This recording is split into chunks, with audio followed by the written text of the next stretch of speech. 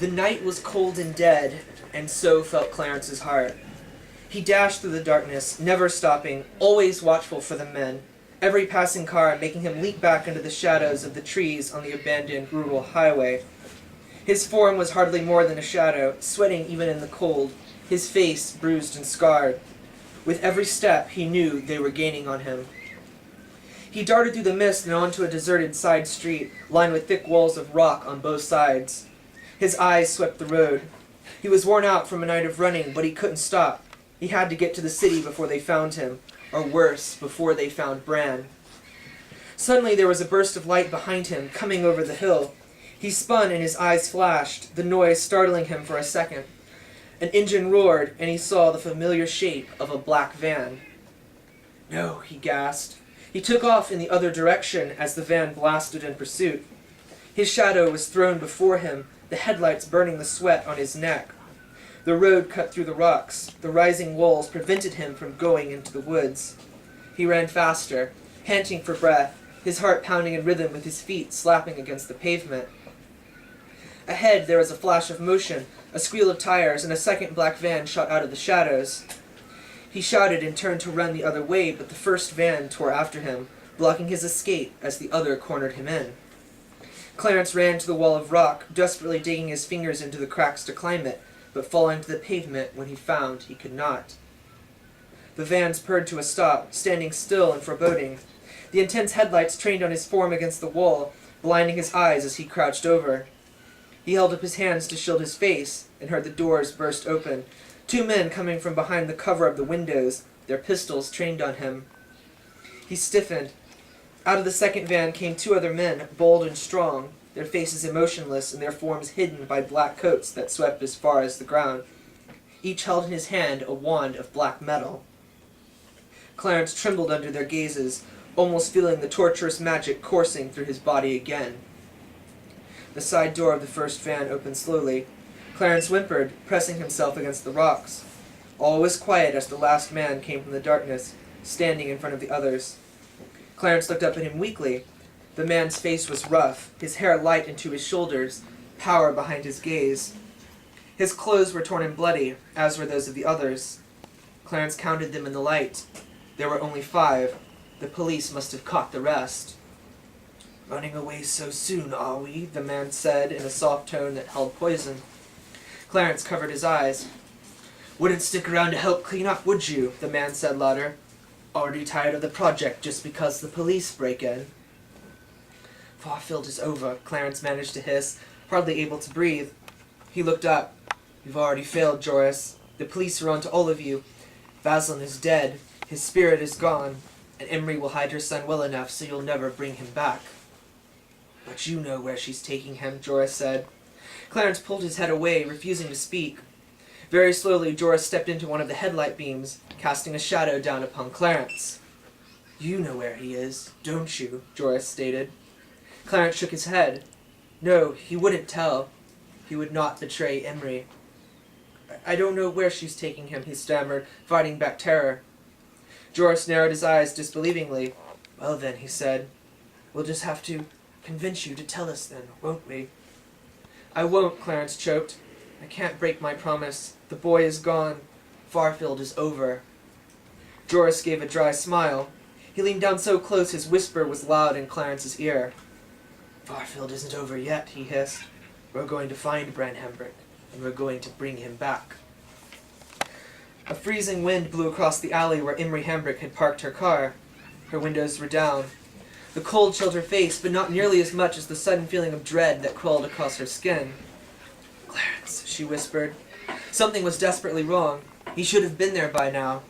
She glanced into the back seat. In it was the limp body of a small, 6-year-old boy. "My son." "I'm sorry," was all she could say. If only the apology could take back years of mistakes, so that maybe she wouldn't be there, running from all she had done. If only she could have lived a few more weeks, she might see herself turn 27. But she knew in her heart she would not even see the next sunrise. Emery never cried. She was always the strongest, always pretending to be the strongest. But now, as she looked back on her life and down at the child she loved so much, tears formed in the corners of her eyes. She would never see him again. "I won't let them get you. I promise. The moment the whisper left her lips, she felt a start. Her gaze jerked up out the back window. She had sensed something move, a shadow, or rather the feeling of a shadow, watching her. Someone was coming, and Imri knew who it was. She's found me. Imri thought she would be safe in Dunce. No maid would follow her in there, none of the police from outside either. She glanced back at her son. It was too late to run. She'd have to send him elsewhere. There was no more time to waste.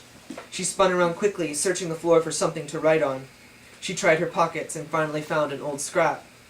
Without hesitating, she scribbled her note on it. "This is all I have to give you," she whispered, stuffing it into the little boy's fist and closing his fingers around it.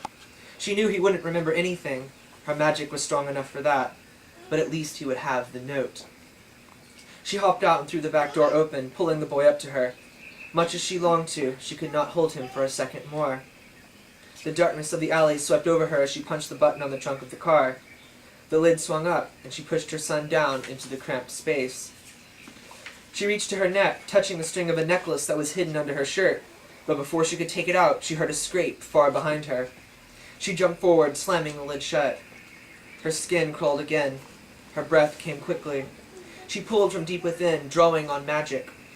For the magic to work, she needed something that came from the intended destination, a note from the neighbor's house, and he'd materialized there. A shirt, and her son would wake up in a department store. But as every sense within her screamed out in impending danger, her mind drew a blank. In that desperate instant, she flung the magic at the trunk, hoping it would find something to use, anything to send her son from this terrible place. "Sedani Awa," she gasped out.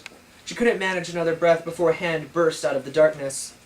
It caught her by the throat, throwing her backward to the pavement. Her arm scraped against the hard road as she fell.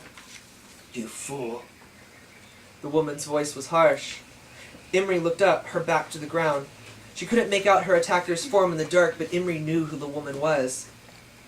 Imri heard the click of a gun, but she didn't flinch, didn't speak. She just lay there, bleeding. "Lock him in the trunk," the woman said sharply. "You can't hide him from me." She punched the button, and Imri heard the lid pop, sweat forming on her brow. What if it didn't work? Imri's heart began to beat faster, but then the woman stopped. "Where is he?" the woman hissed. Imri closed her eyes. "He's safe." She heard the lid slam, and she looked up again. The woman stood over her. "Where have you sent him?" she hissed. Imri said nothing. "You're going to die either way," the woman stated with no emotion. "We're going to find him either way. It's only a matter of how long it will take." Imri stared at the end of the pistol. With no traces of magic, the Magic Investigational Police wouldn't even notice the case of a woman's death by bullet, even if they found a way into Dunce. The woman gave an evil smile. "Who's the powerful one now?" Imri didn't reply, but slightly, she forced herself to smile back. And with that, the woman shot. Imri's body dropped, all strength gone in an instant. Then with a mocking, vengeful sneer, the woman pulled the trigger again. Another shot rang out, and Imri felt her cheeks strike against the pavement. She slid her fingers on the hard road, struggling to breathe, gripping the black rocks until they stained her fingers. As she lay there, she heard the woman give a small laugh and saw her legs walking past, leaving her behind to die. The world darkened above Imri, a black cloud drowning out the moonlight like a sheet being pulled over her face. She had known it would end this way. But at least Bran is safe. Her eyes started to close as death embraced her, but in that final moment her gaze fell across the street, and sitting there, hidden in a stack of crates, was a little girl. The girl's eyes were stained with tears, her face white and trembling. She had seen it all. And as the night of April 18th passed and the morning came to life, a boy named Bran awoke in the city of Dunce. That's the prologue.